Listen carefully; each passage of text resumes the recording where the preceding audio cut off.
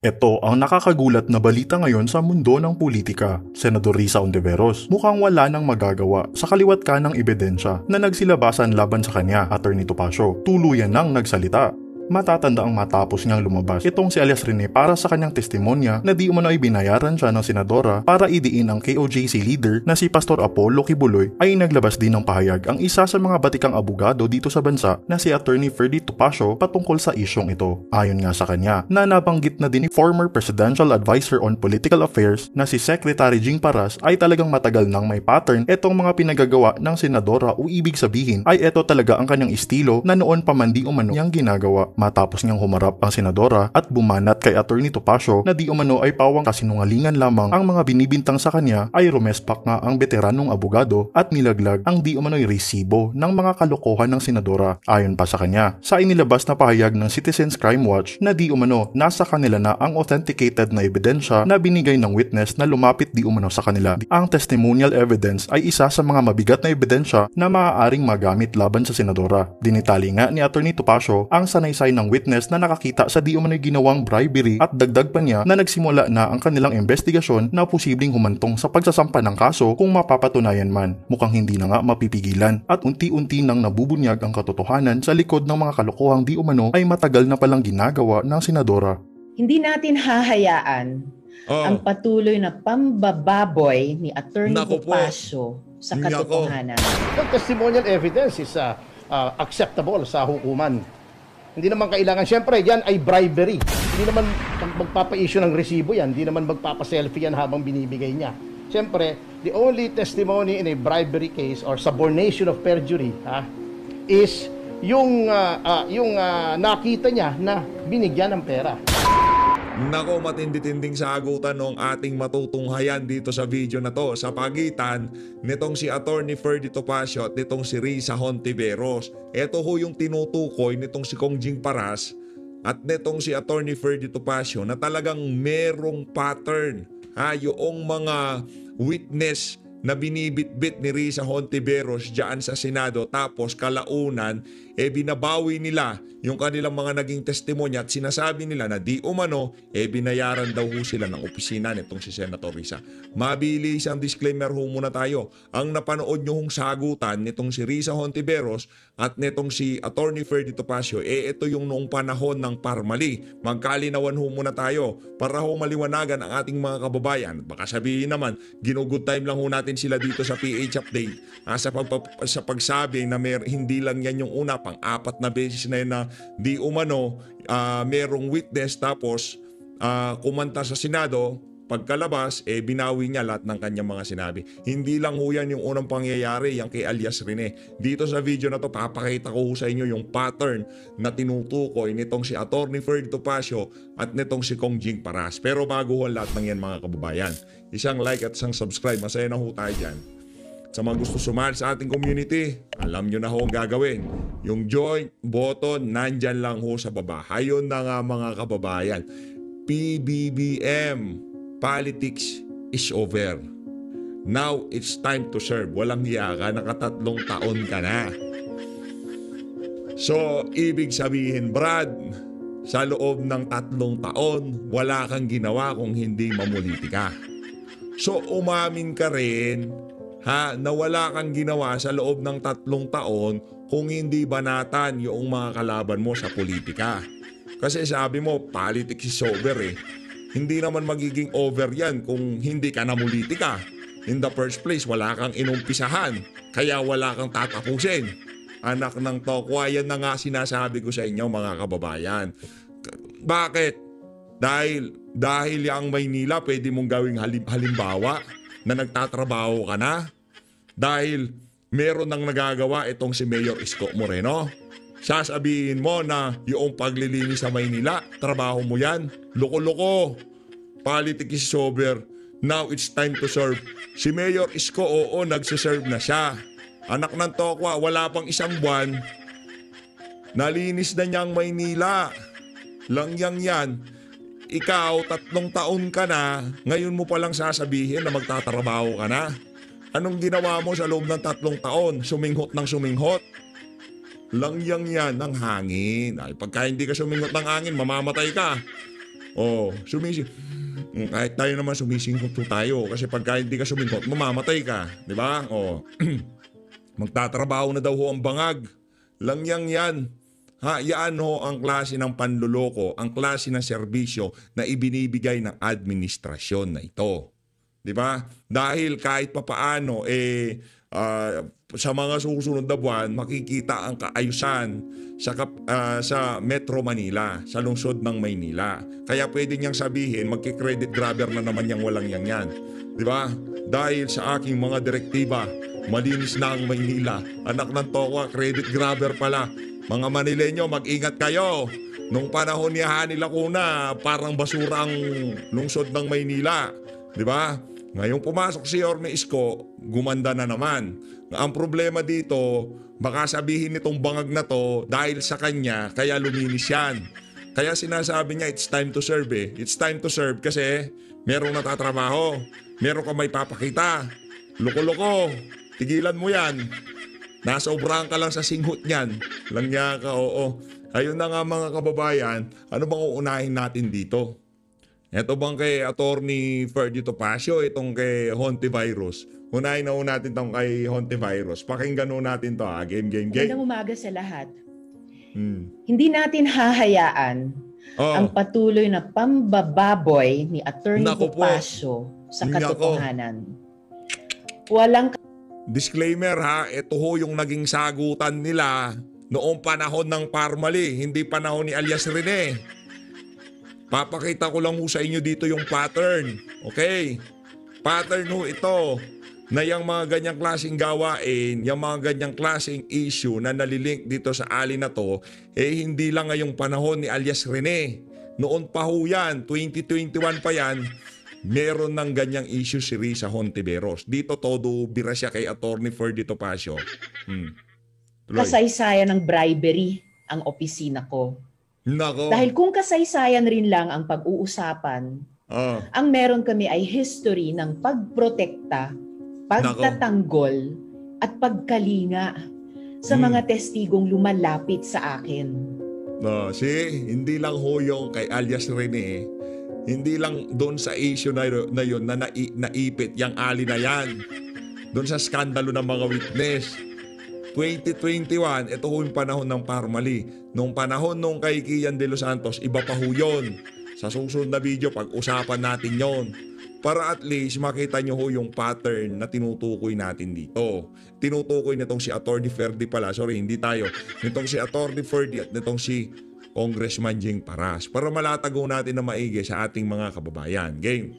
Mula noong 2017, sa kaso ni Kian de los Santos, nako, ang mga testigo ay inilapit sa akin at sinuportahan ko hanggang inilagay sila sa OSAA, hanggang malipat ng iba't ibang institusyon para mailayo lang sila sa panganib. Sa kasong yan, pilit nilang inaagaw ang mga testigo sa kustodya ng Senado. Nako. Hanggang kay Ivy, ang Taiwanese na biktima ng illegal recruitment ng POGO, hanggang kina Alex Chong at Dale Ignacio na naglakas loob isuplong ang mga sangkot sa Pastilla scam. Kay Diana na nagpatotoo ng human trafficking sa Syria. At ngayon, ito ngang aming witness laban sa maanumalyang mga gawain ng Parmali. Sa lahat ng mga kaso na yan, kung mapapansin nyo, mga ordinaryong tao ang bumabangga sa mga may kapangyarihan at maimpluwensya. Kapag lumalapit sila sa amin, wala silang bitbit kundi ang tibay ng loob na ipaglaban ang katotohanan hanggang sa huli. Yan ang pinanghahawakan nila. At huwag nating kalimutan, siyempre, umamin na si Ms. Mago at kinorroborate ang sinabi ng witness natin na siniswindle nila ang gobyerno. Yan ng panahon na yan, si Ms. Mago kay siya umamin kasi wala na siyang choice eh. Yung tipong talagang dinidikdik siya ni Gordon at nitong si Risa. Kaya kailangan na niyang umamin. Yun hong nangyari dyan. Pero ang katotohanan niyan, binawi nung isang witness yung kanyang testimonya. Sabi ko nga, natulad tuloy si Attorney Topacio sa mga face shields ng Pharmally.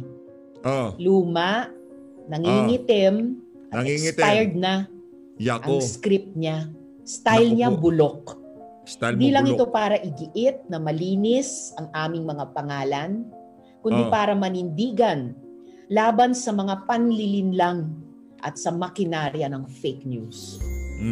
Ayun, naku, yan ang napakatapang na sagot nitong si Hontivirus dito kay Attorney Ferdy Topacio noong mga panahon na yan. Kaya way back pa ho talaga meron ng kasaysayan yung dalawa na yan. O, di ba? Si Attorney Ferdy Topacio, wala ho siyang history na witness, lalapit sa kanya, biglang babaliktad. Hindi. Diba? Itong si alias, kasi kung ganun pala, merong ganong pattern kay Attorney Ferdy. Pagka nalapitan niya yung isang witness, biglang babaliktad. May problema tayo kay Attorney Ferdy. Kaso dito, sa isa na to, kung di tayo nagkakamali, lumapit yung mga di umanong witness kay Attorney Ferdy tapos naglahad ng kanilang nararamdaman. O dito naman kay alias Rene, wala hong kinalaman tong si Attorney Ferdy, di pa nga niya ata napanood yung video. Diba? Wala hong pattern. Hindi ho pagkalinapitan ni Attorney Ferdy yung isang witness, bumabaliktad sa naging testimonya niya sa Senado. Kaso ang problema, ito kay Senator Risa. Pagka sinasabi niya, yung mga witness daw lumapit o sila naghanap, dalawang bagay lang yan. Isa sa kanila nagsasabi ng kasinungalingan. Okay? Ngayon, ang nakikita ng ating mga kababayan, base sa ating obserbasyon sa social media, hindi nila pinagkakatiwalaan ang sinasabi ni Risa. Tama, mali? O, ngayon, dito ho sa isa na to, ngayong nai-establish na natin na meron talagang napakapangit na kasaysayan itong si Risa pagdating sa mga witness. Sino hong mas pinapaniwalaan nyo dito sa isa na to? Yung sinasabi ni alias Rene o itong sinasabi ni Risa Hontiveros? Yan ho inahain ko sa inyong harapan. Kayo na ho ang bahalang humusga kung sino ang mas pinaniniwalaan nyo. Dito na ho tayo ngayon kay Attorney Ferdy Topacio. Matindi ho itong mga kababayan. Gang! DTI Secretary. So wala po kaming political leaning itong Citizens Crime Watch. Sir, linawin ko lang ulit na. So, yung details lang po. So, bali, paano nalaman na binayaran or nagkasuhulan na mula kay Senator Risa Hontiveros? Nandun po sa affidavit noong witness po. Nako. Meron na po sa aming kamay. Duly authenticated before a notary public. At in the next few Nako. days, ay i-develop po namin to at Duly authenticated yung testimonya nung witness na lumapit sa kanya. Naku, yan ang problema natin dyan, Senator Risa Hontiveros. Ito kasi mga video na to, hindi na to mawawala sa social media. Forever na itong mga ito. Itong halimbawa dito sa PHFT, pag ginusto natin burahin yan, okay, mabubura natin. Pero itong mga to, maraming kopya to eh. Diba? Yung ibang mga vlogger nung mga panahon na yon, ginawan ng content itong mga video na to. Kaya madali hong hanapin. Yun. Tuloy. idudulog na po namin sa appropriate investigative agency. Well, basically, yung pong sinabi niya plus a few more details, hindi pa po namin kasi mabunyag yung iba. Ito kasi lang po ang pinadala. Nung pinadala, sabi ko, teka muna, huwag muna nating gamitin, i-verify natin, let's talk to the person, let's get his affidavit. Siyempre, due diligence. Baka makuryente tayo parang si Nery Colmenares. At yun, nung na-verify na namin, he was willing to execute an affidavit, humarap siya sa notaryo, at dumagda siya, at may ebidensya ito, yun, saka namin siniwalat itong video na ito. Sir, what evidence do we have aside from his testimony?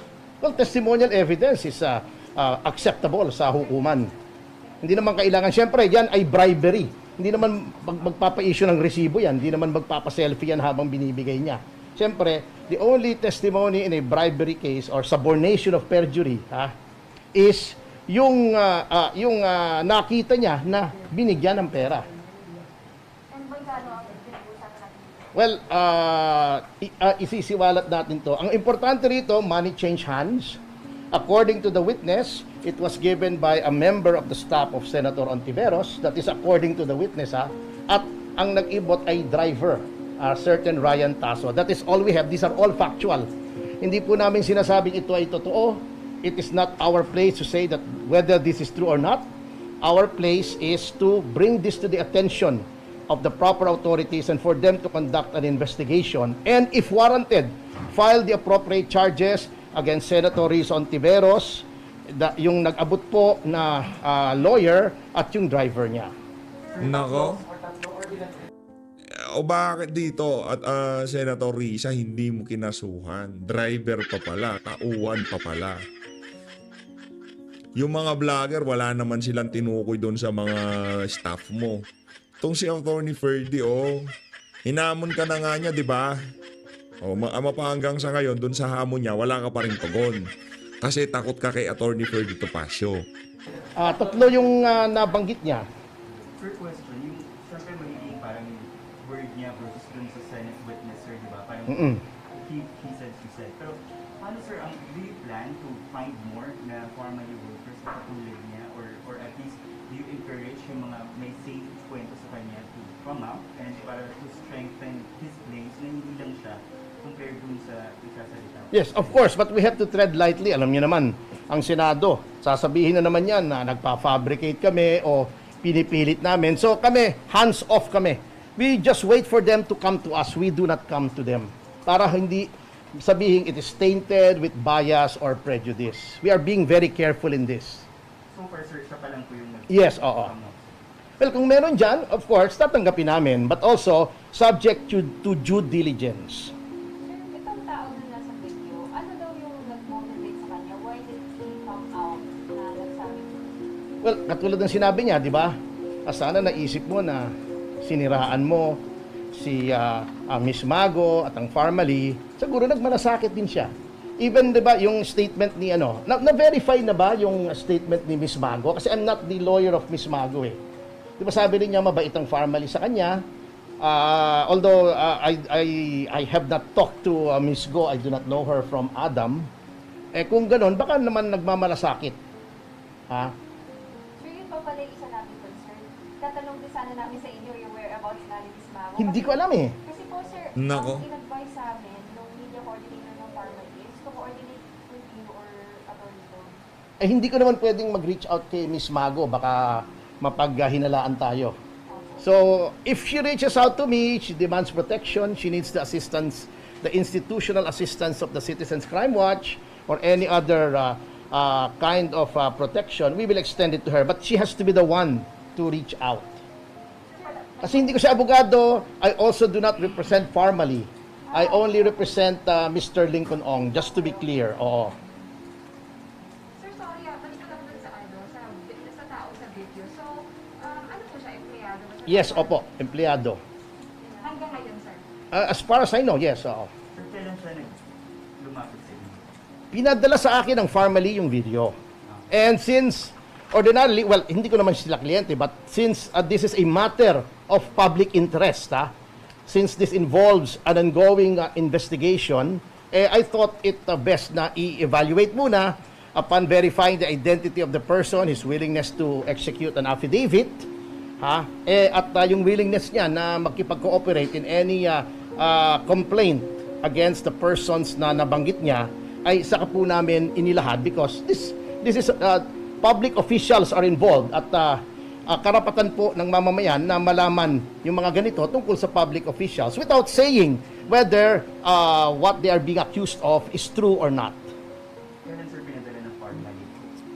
Makalawa ba? Makalawa? Weekend? Oo. Ano ba ngayon? Wednesday? Wednesday, sir. Monday ata, Monday evening. Yeah. So, sabi ko, teka muna, hindi ko muna, I will not swallow it hook, line, and sinker. Let me do my due diligence. I have to talk to the person, etc., etc. Are we talking about bribery by cash or paano ba daw? Yun nga ang may mga details doon na hindi muna namin i-divulge. Natatakot din siyempre yung tao kasi siyempre nakita niyo naman na yung pag-exercise ng powers ng Blue Ribbon Committee, di ba si Senator Gordon na rin ang nagsabi. Sa akin pa, ako nga, abogado pa, sasabihin niya, we will cite you in contempt. We will show that we are a powerful committee. He's trying to intimidate a fellow lawyer, a member of the bar. Siyempre, lalo na ma-intimidate itong pangkaraniwan tao lang. So we have to tread very lightly here because we are dealing with a committee that is wont to abuse its vast powers. So, sir, you personally believe that then, sir, yung Blue Ribbon is kind of getting overboard na sa kanila? Matagal na naman actually, when I appeared in the Blue Ribbon Committee noong 2008, yung fertilizer fund scam, nakita ko na kung paano nila abusuhin. By way of a historical footnote, yung kliyente ko sa fertilizer fund scam, si Mr. Jaime Paule, na siyang pinagbuntungan ng init noon ni Senator Gordon, who was then also the chairman of the Blue Ribbon Committee, sinabing siya may kasalanan, walang kredibilidad, etc., was subsequently acquitted by the Sandigang Bayan. So lahat po na ang mga na-persecute noong 2008 na pinag-initan ng Senado, absuelto po lahat. Yan ang sinasabi ko kasi. It is not the place of the Blue Ribbon to conduct criminal investigations but only investigations in aid of legislation. Huwag tayong manira ng kapwa natin dito.